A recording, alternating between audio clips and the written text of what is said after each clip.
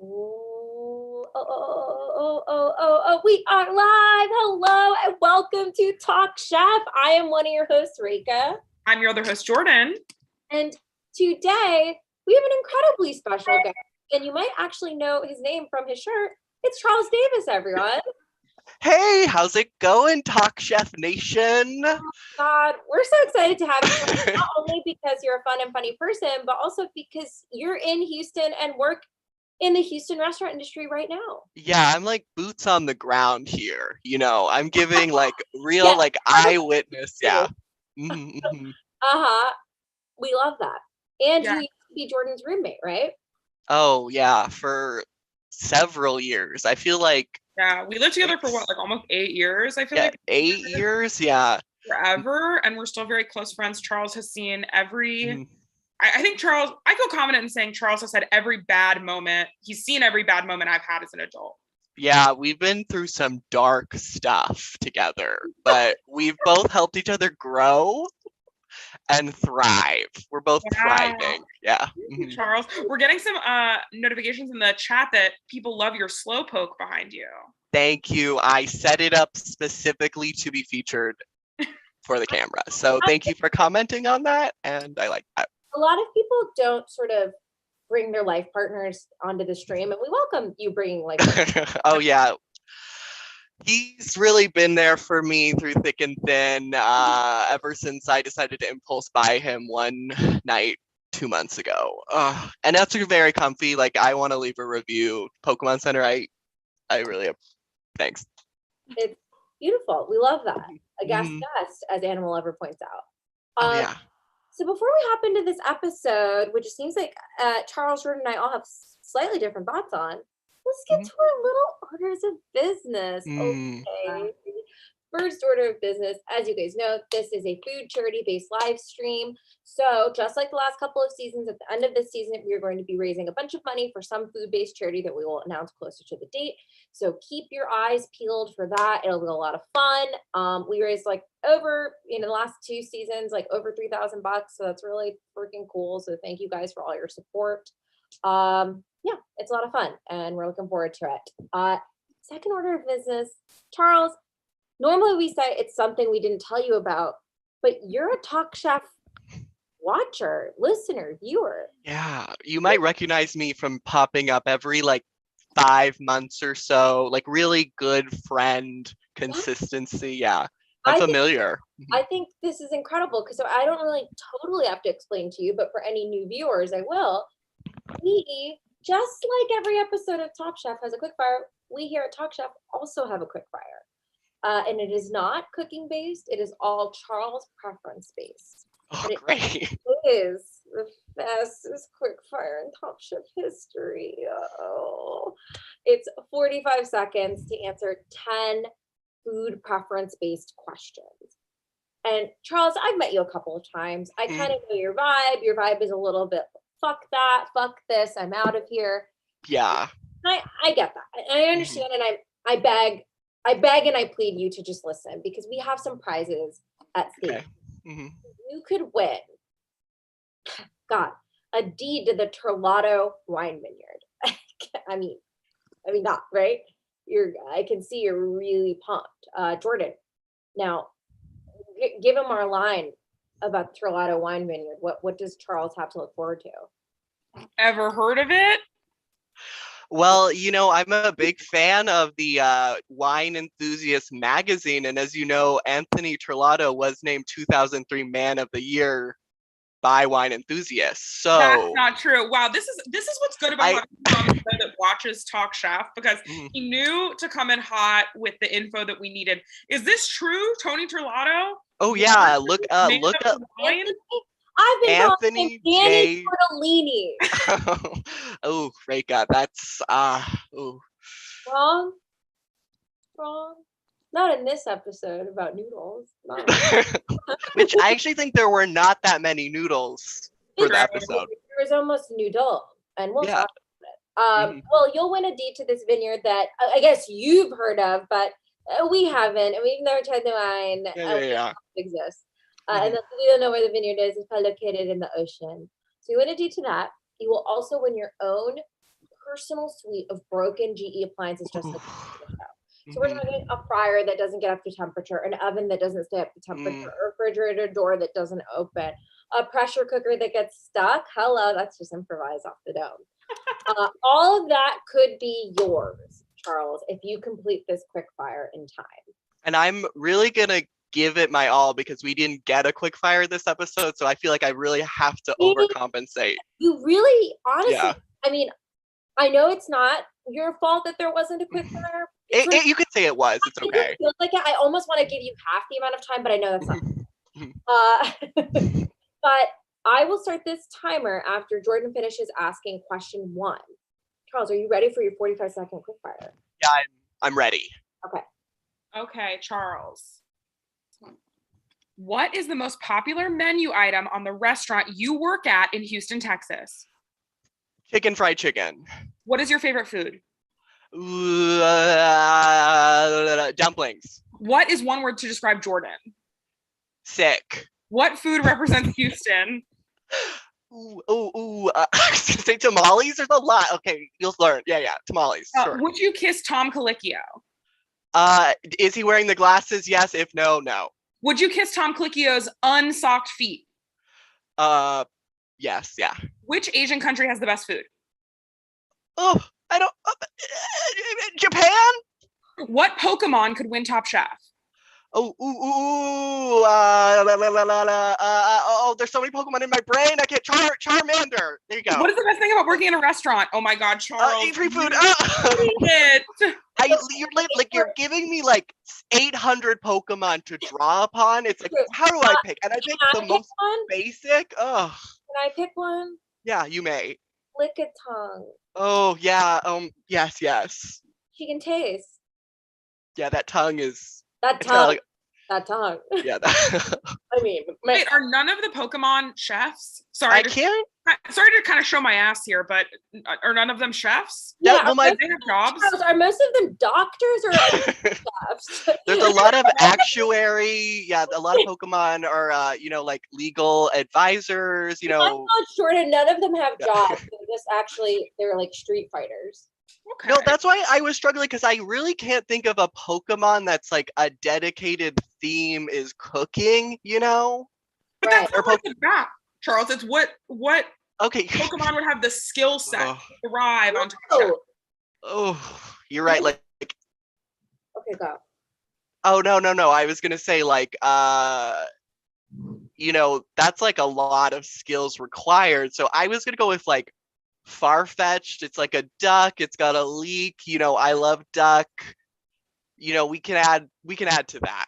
The duck has a leak already, like the vegetable. I think it's like an item it uses. Mm-hmm. Are you talking of course that's the one, because Psyduck can also hypnotize you maybe into liking the food. Oh, that's actually one of like the 4 duck Pokemon. There's multiple ducks, as you can imagine. Charles, stop coming at me right now. Okay. If you think that was coming at you, just wait. I would also like to pitch not who would be the best chef, but who would be the best food, and that might be Oddish. Who's Oddish that? is a little reddish. I feel like Oddish just looks like a thing of grass to me. Like me. Yeah, I would say more like me, Charles. I'm going to show Jordan this. I literally don't even know what we're talking about. This is so rude. Jordan, do you think it's a radish? Sound off in the chat if you think Oddish is a radish. Yeah, his name might not be. Okay, Jordan, wow. I thought he was a blueberry with a plant hat. But you need him, right? Sure, yeah. And you know what? Honestly, and I know this is fucked up, Bulbasaur is basically a salad. Bulbasaur has a big salad on his back. That's true. Yeah, and he can use his razor leaf to chop it up for you if you would prefer it, Christina's pointing out that Oddish could be poison. Now, yeah, well, Oddish is part poison type. I'm bored. Okay, yeah, Jordan is turned off the chat. I must let you know, I don't know shit about Pokemon. All I know is Rika, you are naming all of these Pokemon. What do you mean? Better than me. Pokemon. Okay. Sound off. Okay, wait. Animal Lover says yes, it's a radish. So I think that is court of law. I think Animal Lover, as an animal lover, has jurisdiction over this. So that's Okay, fair. cool. meeting, we're adjourned. Okay, let's hop into this. Let's hop into the quick fire. Oh wait, Oh, psych. there was no quick fire. Okay. well, you know why there was no quick fire? No. It's because we need to feature and explore the 2022 BMW X5. Oh, of course. Yeah. That was the quick fire. The quick I fire think that was the star of this episode, that car. In a way, the BMW blah blah Blork X5 sort of won. Mm-hmm. It really did feel more like a commercial than anything they've done up until this point. Mm-hmm. It is confusing. I understand the irritation that there's no quick fire. Real Top Chef heads want as much cooking as possible. Yeah. Please. But I really loved the elimination challenge, an Asian night market challenge, which is basically making street food. And for the first time, we see some modicum of repentance for the show's years and years of calling all food Asian food if it has soy sauce on it. All food. All food, if it has soy sauce on it, is Asian chicken, Asian salad, Asian pillow. Enough. And we must tell you there are countries in Asia. And you know what? You know what I even liked? I was like, oh my God, you didn't put Korea on there. You like chose some Southeast Asian countries. I fucking love that. I believe now I'm not gonna give you the Houston culinary knowledge that like Don Burrell is gonna drop, but I believe they were like representing the most dominant like ethnic groups, and that's where the decisions were. Like, cause and I love that makes sense because there's not a big Korean population in Houston. Not that I'm aware. Like Vietnamese huge, Chinese huge, Indian huge. I think it's such a great idea to take like local vendors and like I loved getting to see the chefs try a bunch of that stuff, and I bet COVID wise maybe there were some restrictions in like going to places. So I thought this was a cool way to work around that and set up a night market in the kitchen. Go ahead. I also heard a fun fact that Andrew, my roommate's boyfriend and also my friend, told me that the woman who I believe runs the Vietnamese stand, if I'm not mistaken, won MasterChef. Yes, Christine Ha, right? Yes, I think I can't remember exactly who he said it was, but if I'm not mistaken, he's in the other room. So Andrew, if I'm wrong, come in here and correct me. Yes, that's right. I just Googled. It's correct. Yes. That's awesome. She won MasterChef. All of those foods looked so good, and I loved that the chefs got to ask them like questions and stuff. Because a big roadblock, if I could identify 2 continents that chefs on this show have issue with, I would say most of Asia and all of Africa. Yeah, pretty much like almost the entire world, basically. Yeah, I guess 2 of the biggest places in the entire world. Yeah, really interesting. Yeah. I also like have to say, Western Europe, good. They've got that down. Yeah. They'll be like, this isn't Northern Italian pasta. Oh my God, I hate them. Okay, wait, I do also need to say this. She's the first ever blind contestant on MasterChef. And that's why one of her restaurants is the Blind Goat. I think. I don't know if that's, I'd assume. Wow. I love that. Very cool. She's very interesting. Andrew was just telling me about her and I was like, that's so cool. That rules. I fucking love that. I really liked this challenge. I liked getting to see them eat different street food and ask questions. And even just hearing little tidbits. I also love a thing that Top Chef has been doing in the last 3 seasons where they put lower thirds explaining what certain like herbs or sauces and things. Yeah. That's really very awesome. smart. Like what was one of the I have notes, guys. I did do a lot. It's like I hadn't heard of like rambutan before, and I was like, that looks yummy. Yes. I love to learn. Okay. So sorry, to circle back, can I just say, when they were on their routes to the grocery store, as someone who lives in Houston, they definitely did not take direct routes so that they could feature the BMWs. I was like, why are you driving around the Sam Houston statue?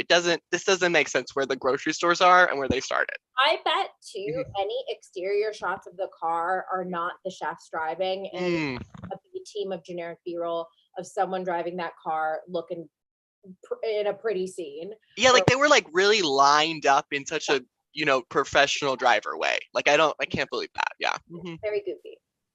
So just to outline the challenge, take inspiration from what you taste at this sort of faux Asian night market and create a street food dish of your own. They pull knives to see what type of cuisine they're going to cook.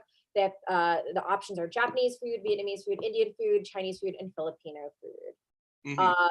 And of course, something I brought up to my roommate, Luke, is that I think in the like 6 times someone's had to cook Indian food on the show, like half the time it sends them home. None of these chefs have, every time someone gets Indian food, it is as if someone has asked them to cook Mars or something. Yeah. I don't know. Crazy. You're like, here's a single lentil, and they're like, I'm gonna just excuse myself from the show because I can excuse myself from my life right now. Yeah, you know, I can't possibly cook a lentil. Yeah, like I'm no chef, obviously. Like, I'm gonna say that a lot, you know, but like fancy Luke, who's worked at all these Michelin star restaurants, and is like, I've never cooked Indian food in my life. I guess it's one of those things where it feels okay. Yeah. Now, I'm sure if he had said, I've never cooked French food, he would probably be too embarrassed to say that. Sure. Yes. There's almost like they feel like they shouldn't have to cook food from certain countries. Yeah. Like, I've never cooked Indian food. It's wackadoodle. Like what it feels like. Yes, as opposed to, again, like French food or Italian food, you would be really embarrassed. And I'm not saying you need to absolutely fucking shit about yourself, but it is just like a sort of a confident ignorance. Yeah. It's very interesting to say. I understand saying I don't regularly cook Indian food or whatever, but to say that I've never cooked Indian food, I'm like, if you are coming on Top Chef and you have not cooked, I would say it feels crazy to say every cuisine, because I think that maybe is a little ambitious, but I'm like, if you have not cooked a majority of the cuisines in the world, I think that's wrong. And I mean, India is gigantic. It's so much of the world. I'm just like, it's so crazy to like, I'm like, I am not a chef. I'll say that too. I'm not a chef.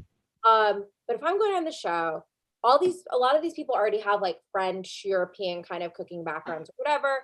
I would certainly learn to use a wok and cook Chinese food. I would certainly try to learn Japanese like cooking and knife techniques. I would definitely try to do Indian and Korean food. I would hop over and try to learn some West African food. I feel like that's a huge blind spot for people. Yes. And especially keeping an eye on like what's up and coming now. Like at this point in time, I'm like, keep an eye on what's up and coming. But even as I'm saying that, I'm like, Indian is not up and coming. Indian is Italian food at this point in terms of just like accessibility in a large portion of America. And like all these chefs, these are not people that like live in rural North Dakota or whatever. Well, except that one girl, and except for one girl.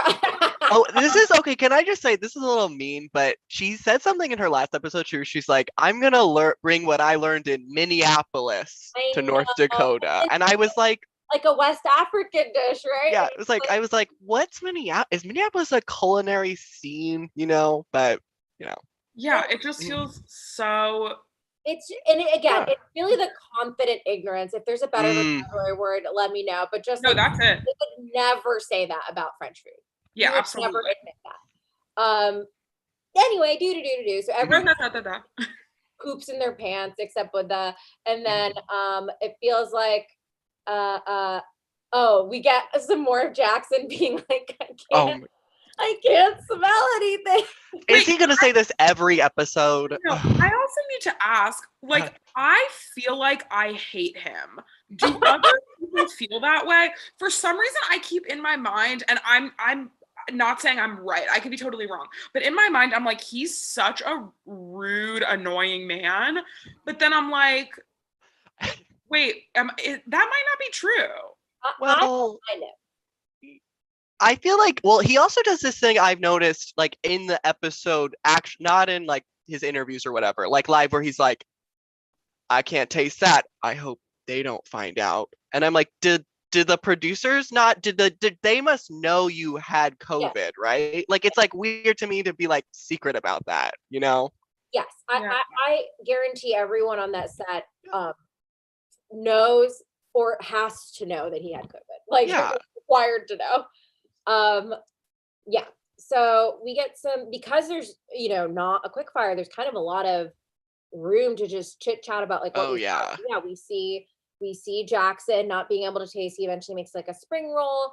I'll go through the dishes, of course. Oh, he did say before, he was like, I wanted to make pho, but you can't walk around with a big bowl of soup.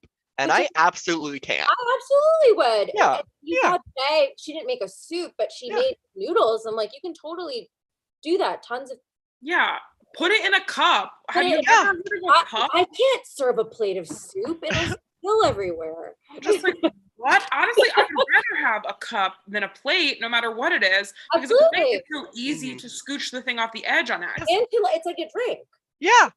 Just down it. Yeah. We also, little tidbits. So when Luke, Buddha, and Sam are learning from the Indian chef, they're asking her about samosas, and they're like, oh, can you use puff pastry? And she says, yes. And they go, oh, can you fry it? And she's like, oh, don't fry it. It's way too greasy.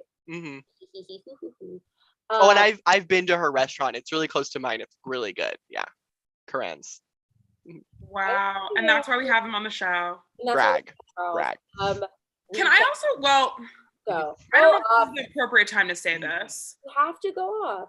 Okay, don't get me wrong. Indian food is probably my favorite cuisine. And I think a samosa is perfect, right? Like, I think a samosa is perfect. I think it's one of the most delicious things in the world. I understand that it's very popular.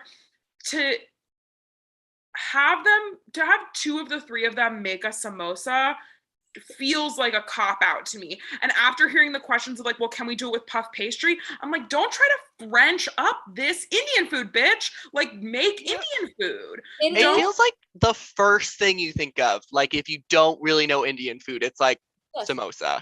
Yes, but I'm like, go push yourself. You are on Top Chef. Yeah. And I'm sure sorry, Rachel. There's also like, not that it's things that are easier, but might be easier that you could make. But that's why I was kind of like, you're just being like, I know samosa and that's all I know. And I'm like, that tells me that you're not pushing yourself. It also felt to me like you weren't really trying the food she was giving you, because I'm like, she didn't give you just a samosa. Like, there's other stuff. So yeah, she gave you a bunch of stuff. Yeah, so I'm just kind of like, to me, it felt like they were kind of like, oh, well, I know a samosa. I've already had that. I'm going to do it. It feels like a pastry. I know how to do a savory pastry. And it just felt like, I don't know. It didn't feel like even like Buddha, who I love, it didn't feel like embracing totally Indian food in the way that I would have liked to have seen. It is a little, just a smidge, like if I got to say Italian food and I went, pizza. Like, whatever. Absolutely. Well, it's like if you were a New American restaurant, which is my favorite cuisine. Oh, I know. I'm happy for that. Our house. And it would be like, that would be the one Indian dish on your sort of like rainbow quilt of on your big rainbow flag. That's like pasta, a pizza, a samosa, dumplings. Like, just so you know, for backstory, because we've got a little time. Jordan once told me Charles was visiting, and she's like, "We're going to a New American restaurant." I was like, "Why?" And Jordan's like, that's his favorite type of food. And he's like, that is one of the craziest things I've ever heard. Yeah, it's Charles's biggest character flaw, I would have to say. I'll take that as a compliment. It is a compliment, because there's a lot of bad stuff about you, but this is the worst. He loves to go to a New American restaurant and get like a very fancy cocktail and like a quail entree. Oh, I love little birds are my favorite. Wait, Charles, since you're sort of New American expert, sometimes when I try to describe what New American is to somebody and why, like, I don't believe it is a type of food, I'm kind of like, That's like what like a nicer bar in Midtown serves. What would you describe New American food as? Well, this is a really great question, Reka. And I'm gonna no, I think to me, good New American, it's like when you look at the menu, it's like these are the things that the head chef likes to make and turned it into a restaurant. But sort of it's just like there's a loose association and it doesn't really have a cuisine style. But then there's sort of like the forced New American, which is like, as I said, like we're gonna have a dish from every single country featured on our menu. For sure, yeah. For I think no seeming reason other than it's like, that's America for you. French onion soup, taquitos. But always a roasted chicken. There's always going to be a roasted There's chicken. always like a chicken under a brick situation. And Oh, yeah. Like, and that's one thing that A brick? You're familiar or no? No. Oh my God. Yeah, it's like a pressed chicken that like gets the skin really crispy. Oh. It's like a classic, like a classic old-timey preparation. Yeah, like I used to do Blue Apron and I had to make a brick chicken once. And it's like I used sort of like a pan to flatten that bad boy down and it just burnt half of it and didn't cook the other half. It did not go well. Charles is iconically not good at cooking, I will say. No. He's faking. I'm good at following directions. That's true. Okay. Yeah. Slowpoke kind of made eyes when you said that, kind of like I was lying. But okay. Shut the fuck up. Incredible. We get a sort of hashtag potato drama with Sam. So weird. It's very interesting. Sam left his potatoes in the stove, which is a big issue in the Top Chef kitchen. If you've got anything that's not packed when the timer goes off, you can't use it. Thankfully, he seems to have enough potatoes for the next day to ostensibly boil. Psych, he grills them. Now, to me, I've not heard of grilled potato. And so I thought, oh, if he's grilling them, is he gonna make them like mandolin thin, almost like a sort of chip? But they seem to be just like wedges. Yeah. Of course, crazy. That's not gonna cook. Yeah, like I also, again, I'm fourth time, not a chef, but I did Google, I was like, grilled potatoes. Like, there didn't seem to be anything on the internet really. Like, there are recipes, but they seemed very like, here's a thing I learned once because I had to grill the potatoes. Like, I could see, like, you roast them and maybe you, like, put them on the grill at the end for, like, a little char. Looking for char. Yeah. Because potatoes are basically like rocks, you have to cook them first. You have to boil, you have to do something to them first before you could put them on the grill. And that shot when they pan over and you see three potato wedges on sticks, like grilling, they're the whitest potatoes I've ever seen in my entire life. Yeah, this was one of those episodes where I was like, yeah, everyone on bottom deserved it. Like I was like, yeah, I saw this all coming. And Rhiannon's reading my exact goddamn mind. I am not a chef. I'll say that for the second, third, fourth time.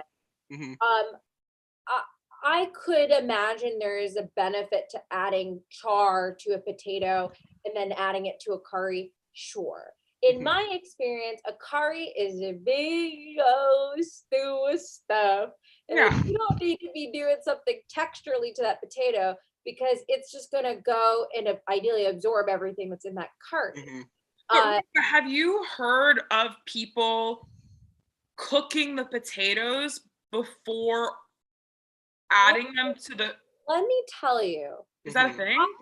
I don't know. I feel like it can be dependent. In my family is very like, we use the microwave, we use whatever. We're putting leftovers inside of curry. Everything is very improvised. Yes. Nobody in my family's trying to like necessarily cook potatoes separately. It's your curry is cooking. There is inherently water in it. You put the potatoes in, the potatoes absorb the water and release their starch and become part of the curry. Yes, that makes the most sense. Yes. If you cook the potatoes first, my worry is exactly what was said to him, even though this isn't what they tasted a grilled potato, which is that you've cooked it, all the starches have released, and all your curry's not really getting into it. You're kind of just like adding it on top. You're using it as a sauce rather than having it be more of like a curry. And listen, I don't know what I'm saying. Come at me in the chat if you like. Yes, you do. Like, if you have a great grilled potato recipe, I really would like to know too. Yeah, let me go into my mother's grilled potato recipes and I'll pull it out. And we also get, honestly, this was sort of almost like a Shakespearean tragedy because we set up in episode 2 that Sam loves potatoes in every form, and then potato never kills him. It's like Chekhov's potato. And I know I said Shakespeare and then I said Chekhov, but I didn't major in English. I'm not a chef. So, let's get into these freaking dishes. Well, here's a fun fact, by the way. So they're at the Post Houston. It's an old post office. Cute. I love all this intel. This is cute. There you go. And I also had a note. I wrote, like, Gail looked gorgeous this episode. I mean, she always looks great. Yeah. But I thought she looked, and then obviously Padma, they all looked good. Yeah. They look, but I was like, Gail really did look great.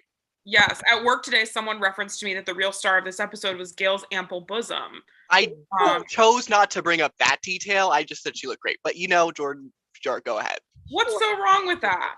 Jordan, this isn't supposed to be directly tied to what you just said, but is that your parents in the chat? Yes, my parents for the first time ever have joined the chat to say, hi, Charles, Margot, and Will. Yay! Hi, Will and Margot. I love you so much. Hopefully I'll see you soon. I don't know first name basis, so I'll just say hi. Break up. You can call my parents Will and Margot. You know my parents as well. Yes, my parents love Charles. I love them. I'm a nice boy. I'm a great guest. Okay, Slowpoke kind of made weird eyes when you said that. Yeah, wait. Slowpoke, what's his name? I keep almost wanting to call him Gooey Duck, but that's not his name. I like that, though. Jordan is a chef. I'm a chef. Hey, I haven't said this once, but I am a chef.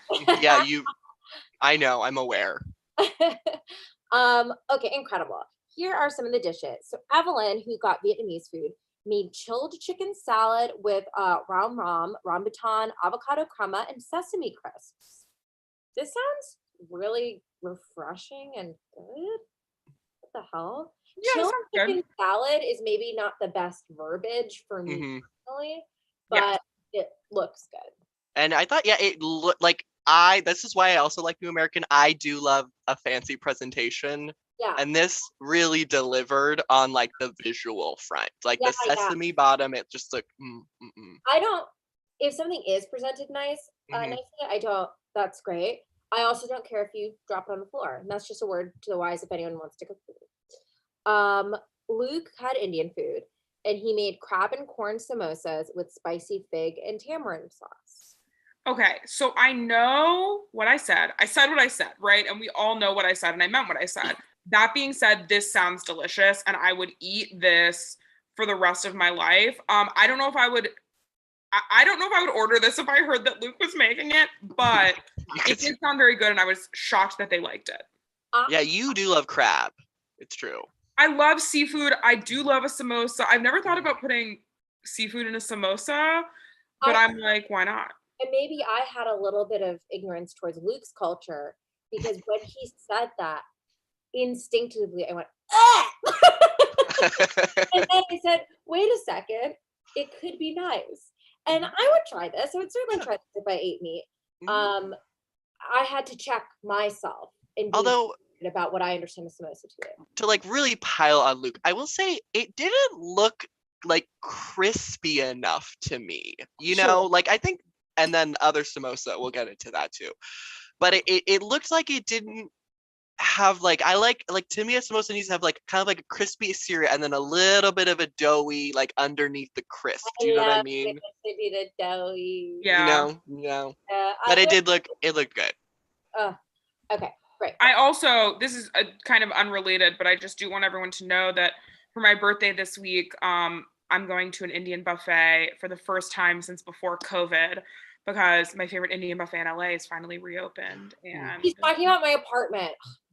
Yeah, I call because my apartment my favorite Indian buffet because I go there and put the fridge. I can't believe I leave her $5 and it's been this far into the episode and we haven't dropped that it is Jordan's birthday in 2 days. 2 days, everyone. For chat. Yeah. That's how I was mentioning it, but I am just so excited to go to. I haven't been to an Indian buffet since before COVID. I haven't been to a buffet, period, I don't think. And Indian buffet was like a weekly, if not more, occurrence for me pre-COVID. I'm happy for you. I wish I could go. We'll have to go again. Yeah, when you visited me, work. like, yeah, oh yeah, Reika always has work. In the middle of the day on a Friday. Sorry, Reika. Sorry that you and I have to go to dinner another night. Okay.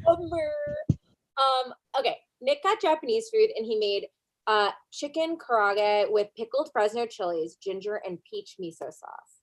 Now this sounds looked so good. I knew what you were gonna say, yeah, but I have something to say. What? If you're like me, maybe a more wet preparation looks better. Of what? Of like chicken. I like sticky.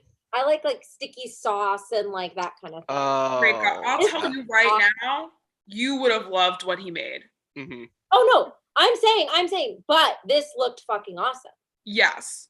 Okay, I thought you were like, I don't know if I would like this, and I'm like, no, you would. Because the inside is juicy.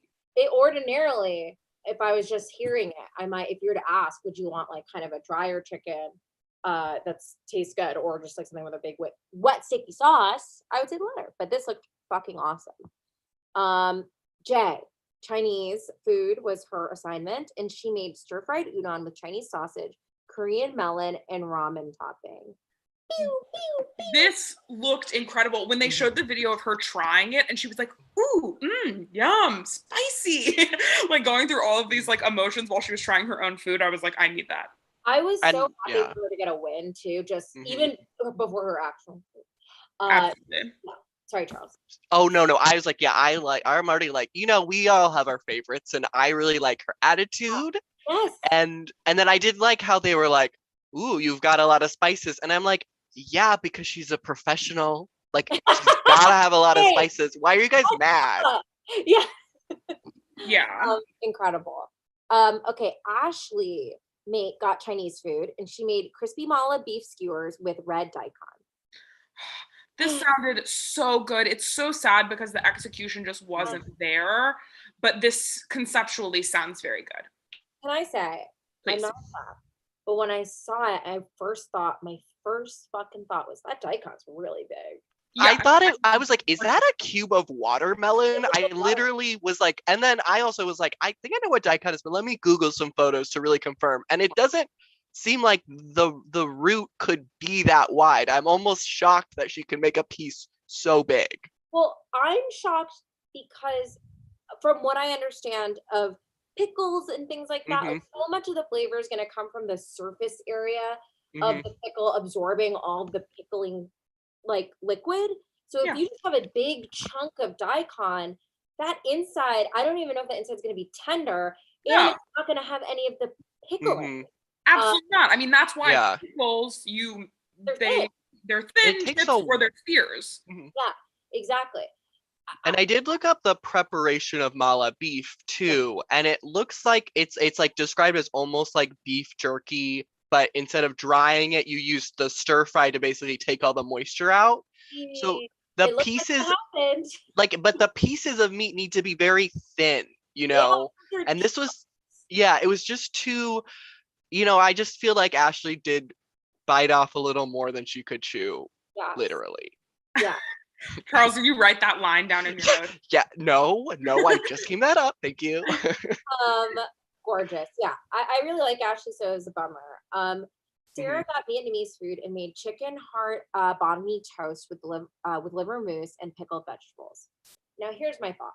It's the samosa of the Vietnamese. Absolutely. Challenge. Like, I could take a fucking bath in banh mi. I think they're incredible. But there was other food at that stand, and if you're gonna do a banh mi, like fucking nail it, because you had a million banh mi. Yeah, it wasn't very exciting. I'm also just like, exactly what Rika said. It's like, oh, you're doing a French pate. Mhm. You're doing a crostini with a These pate. these little bitches will do anything to get a little French in their Asia. Absolutely. And I'm already like, in Asia. I'm also like, Vietnamese already has so much French influence. Yes. Mhm. So I'm Yeah. just kind of like, okay. So they said that this tasted like absolutely bonkers, and like I'm sure it did, but to me, looking at it, I'm like, I don't know. It just looks like I could honestly. This might be controversial, so everyone buckle up. I could probably never eat another crostini ever again in my life and be fine with it. I'm so tired of eating like a poorly constructed crostini that's on a piece of bread that's way too big. I have to bite it in half. Everything falls off of it. That's why. I think crostini is weird because it is sort of an a la minute thing. You have to make sure everything on there tastes good, and you have to make sure the bread is good. And sometimes the bread is like totally fucking shit, and you're like, "What is this?" So I get you. I freaking get you. Robert had Filipino food. He made grilled chicken thighs with peanut sauce, rice, and fermented shrimp paste. Jordan? When they were like, that's a stinky shrimp funk, I was like, Jordan's dying. He said, that reminds me of my beautiful friend Jordan. Yeah. I think I would definitely try this. It wasn't maybe the most interesting, but I bet flavor-wise it was really interesting. I want to know what that shrimp paste tasted like. Like I like want that in my mouth. I'm desperate to get a whiff of it. Yeah. Okay, but you made Indian food. We had chicken karahi samosa with tamarind chutney and yogurt sauce. Now, listen, this is a curry puff, and that is okay. Now, is that Indian? I don't know. Stop asking. I don't know.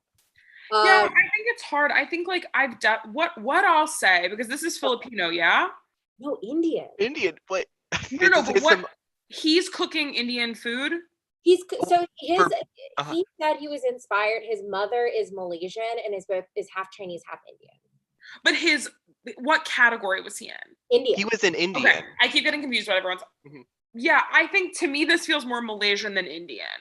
Yeah, this felt like Thai, Malaysia, like Southeast Asia. Yes. Yeah, it's like a Thai curry puff, basically, is what it reminded me of. It just looked bad to me. Like again, I'm caught up on the visuals here, but it looked just very, like, just plain and bad and weird. And it does seem like sweet on sweet a lot. Like they said there was like no spice, so it seems like it's just like a fruity filling. Like I'm trying to imagine what it tastes like. Yeah, I'm also like, why would you deep fry puff pastry? I'm not a chef, trademark, talk chef, but I would never think to do that. Puff pastry is so like, I feel like porous and light and would just immediately suck up all that oil. Yeah. It wouldn't what would happen to all the layering? They would just soak up oil. It would get really like heavy. I feel like puff pastry is baking. I don't get it, man. Okay. Monique got Chinese food and she made rice cakes with braised pork belly, fermented beans, and fresh pea sprouts. I mean, incredible. I love rice cakes Me too. Fucking much. They're so unbelievably good. Absolutely. I truly salivated. Okay. Joe got Filipino food and made chicken tocino with banana ketchup and chili sugarcane sauce. Sausawan. If I'm saying that wrong, I apologize. This looked like it would be quite sweet, but I'm so fucking into the idea of banana ketchup and chicken and chili. I thought, I'm not an expert on Filipino food, but I do love Filipino food and eat it pretty regularly. Yeah.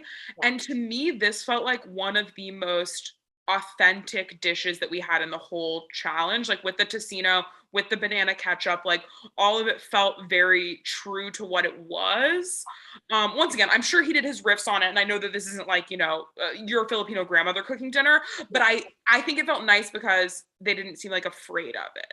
I agree, because so Joe is Filipino, as she says in the show. Oh, right. I forgot. Okay, so this is cheating. I forgot that Joe was the one that made this dish. But yes, it felt real. Yeah, and I think great. Like pull in like what a cool thing to see, like her in the grocery store being like, oh, I know what all this shit is. I know how to use all this stuff. Like, yeah, absolutely. But it seems like it.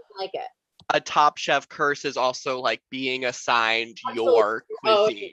Right. Anytime yeah.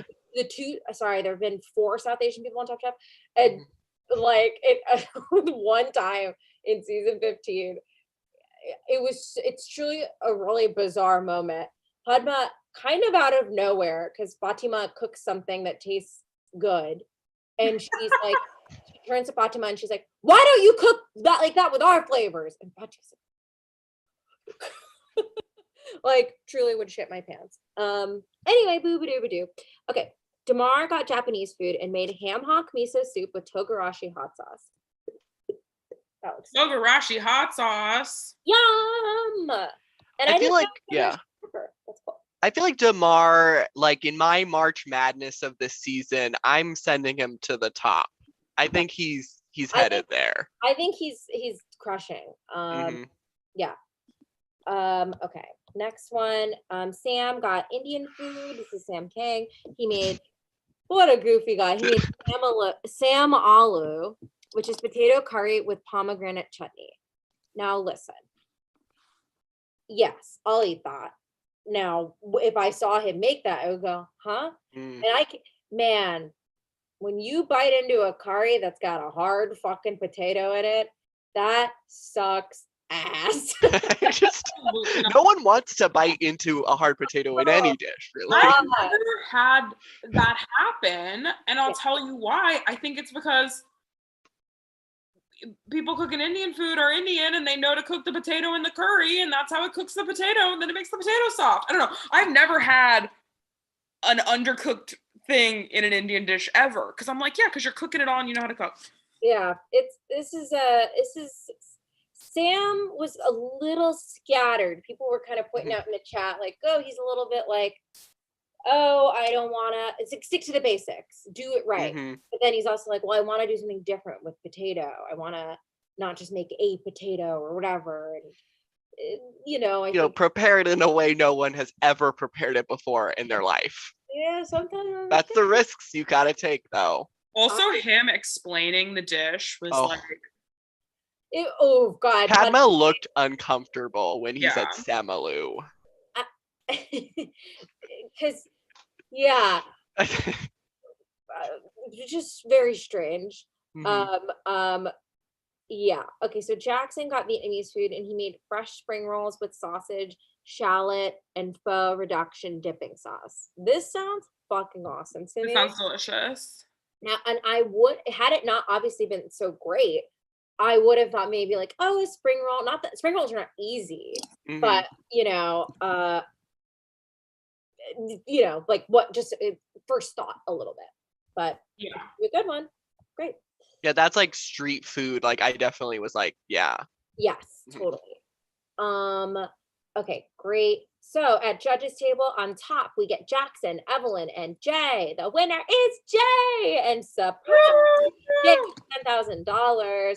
I truly thought, because it's so nice to see her win. I thought they were like, you win a cookbook signed by Mom. Thank God it was money. And on the bottom was Sam, Buddha, and Ashley.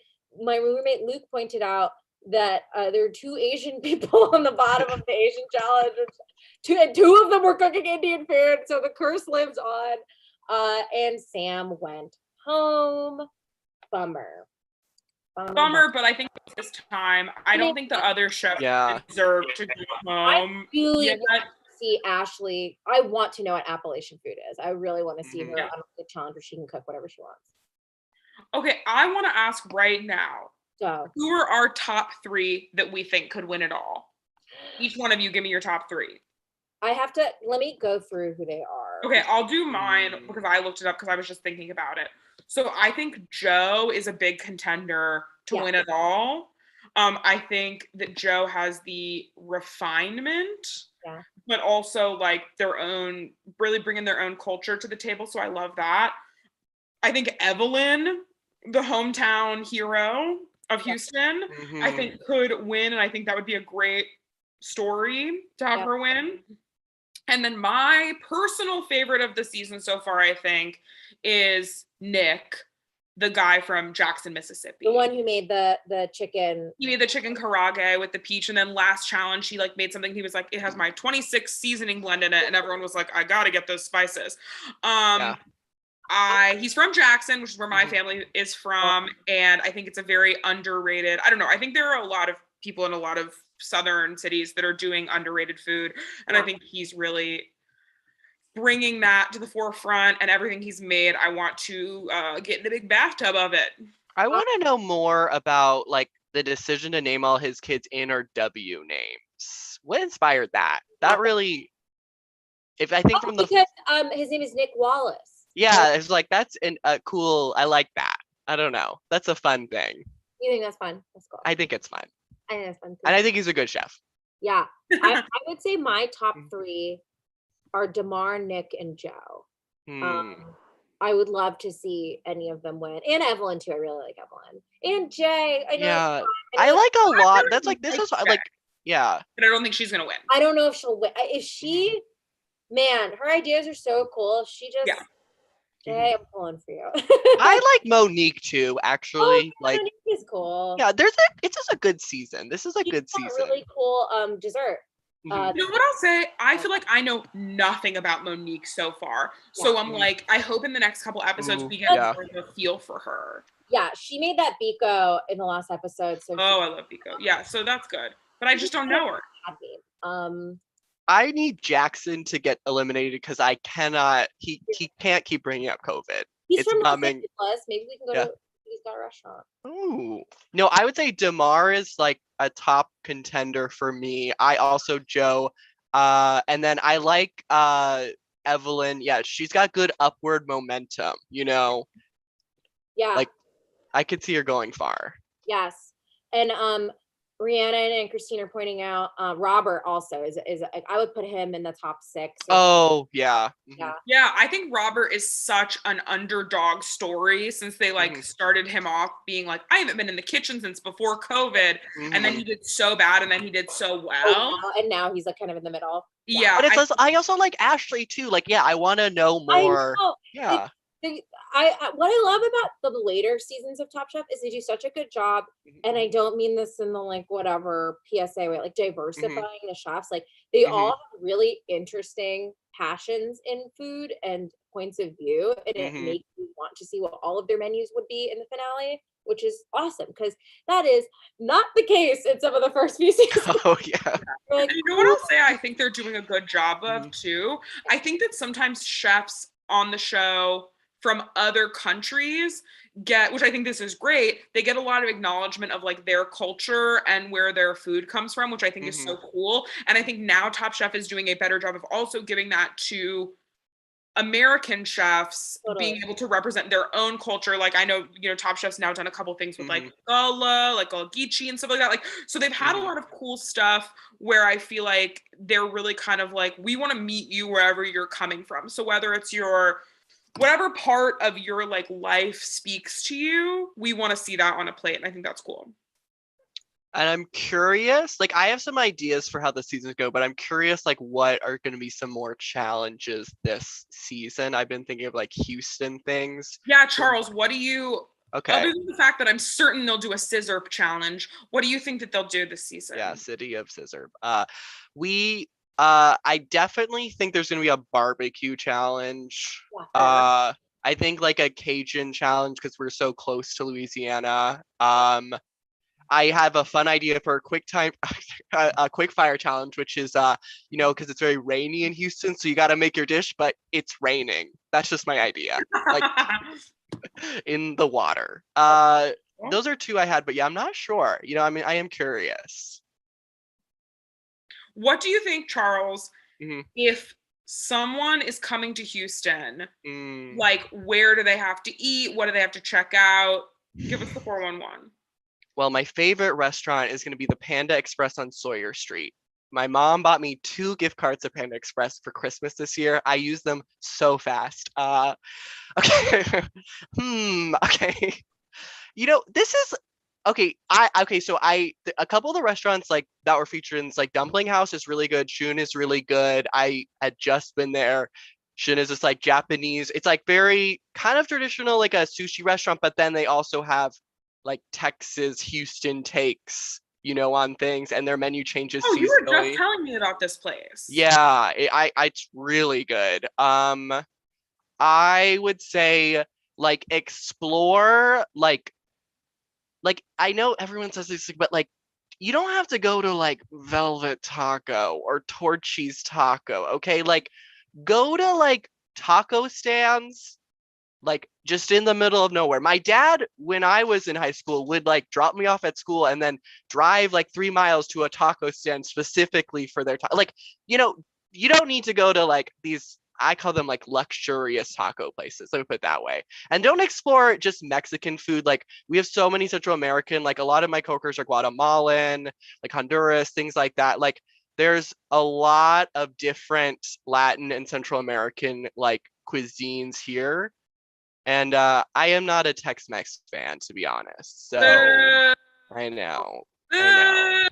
Wait, Charles, to hop on Jordan's question, where would you recommend a good dessert?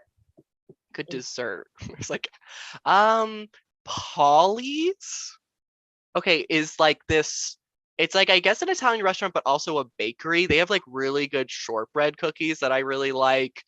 I'm like, what do I like for dessert? I'm like, bubble tea, is that a dessert? No. No, but God bless you. Yeah. I am not a big dessert person, to be honest. I have to go. Sorry. No, that's fine, Charles. It's okay. Sorry. Oh, I was gonna say a kolache challenge. I don't know if they're gonna do that, but I would like them to do that. Kolaches are kind of like pigs in a blanket, but completely covered. There's a lot of Polish people, I guess, that moved here. Yes. Yeah, I feel like they have to do a kolache quickfire. Yeah, and like it's like there's a thing where like Dunkin' Donuts like tried. I think there's one or two, but they don't work here because they don't have kolaches. And if you want to be a donut place in Houston, you better have kolaches. I always thought they were called collages. Is that not true?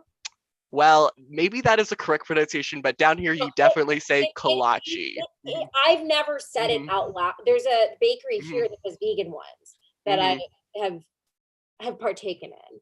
And I think they might say collage or something. So I thought that's what it was, but I could be wrong. And I'm often wrong. Cool. Well, Charles, if people want to see more from you or hear, what do they do? You can always follow me on Twitter or Instagram at Charizard Avis. I post a lot of my gym progress pics, a lot of thirst traps if you're interested in that sort of thing. I'm not a working actor, but I do have a BFA in acting. Maybe you'll see me in something one day. Who knows what's going to happen? I love that. Oh, and I would say go to the Carrabba's restaurant. So I probably should plug the restaurants I work at. I work at a restaurant, Grace's on Kirby. It's like Southern comfort food. Lots of fried things, fried chicken, things like that. It's part of the Carrabba's family. I'm kind of like the heir to the Carrabba's. We won't have to get into it. We don't have time for that. His mom is like the head of the original Carrabba's. She's like the chief accounting officer for their restaurant group. She's been in the restaurants for 30 years. But we always joked in college that Johnny Carrabba, who is a real man, the man that owns Carrabba's is named Johnny Carrabba. By the way, has his own children, by the way. Yes, but we would always joke about the fact that Johnny Carrabba is Charles's real dad. Aww. That's cute. Oh, yeah. Charles, I'm getting word from the Bravo producers over here. What the hell? What the hell do you want? Get out of here. Oh. What? Oh, okay. Charles, these producers are telling me that I can tell you are top chef. No. Yeah, Charles, a lot of people know this, but there's 2 ways to become a top chef. One is to be on the show Top Chef, and the other is to be on Reka and I's live stream show for charity, Talk Chef. Either way, an Indian woman will tell you are a top chef. Thank you. Oh, I feel so blessed and honored. Thank you. Thank you so much. Oh, and also to be like more serious, there's a lot of really like horrible legislation in Texas right now, especially geared towards trans kids. I would like really advise people to, not only participate in politics, but if you're going to donate, look for more local organizations like Out Youth is one that does a lot of great work. Don't just go to like the first Google search. They're probably getting lots of money. $100 isn't going to mean much to them. But if you go to like a local charity that gets like $2,000 a month or something, just like, yeah, consider that. Just throwing that out there. That's awesome. And if there are any ones you specifically think of, we're happy to put it up on like an Instagram story or something. Yeah, of course. Yeah, I also know right now, because of Charles's recommendation, Kendall Landreth, my girlfriend, who I know a lot of you follow on TikTok or on Instagram, she is doing a fundraiser right now for Out Youth, where all of her earnings from the Creator Fund on TikTok for the month of March are going to be donated to Out Youth. So if you don't have money to donate, you can literally just go to Kendall's TikTok and like watch some of her videos, like them, comment, leave a video on loop on your phone while you're in the shower, and all of that will boost her earnings for the month of March, which will all be donated to Out Youth. DM Kendall, bother her a lot, tell her like give your own money, like go poor, like really bother her. I'm sure she'll like that. Kendall go poor. Yeah, go poor. Unbelievable. Well, Charles, thank you so much for being on the show. It was so lovely having you and getting local info. I'll be sure to drop in to let anyone know about, some things throughout this season that I will find interesting or cool, about my lovely city. Thanks for joining us, Charles. Oh, one more challenge. There's going to be a space-themed challenge for sure. Oh, Houston, he's got a... Yeah. Houston, we got a salad? I said salad. That's funnier. I was to say, Houston, we got a poblano, but yeah, a salad. All good ones. Wow. Okay. Well, I can't wait for that episode. We already got the title. Yeah. Guys, thanks so much for tuning in, and we will see you next week for episode 4 of season 19 of Top Chef. Bye, everybody. Bye.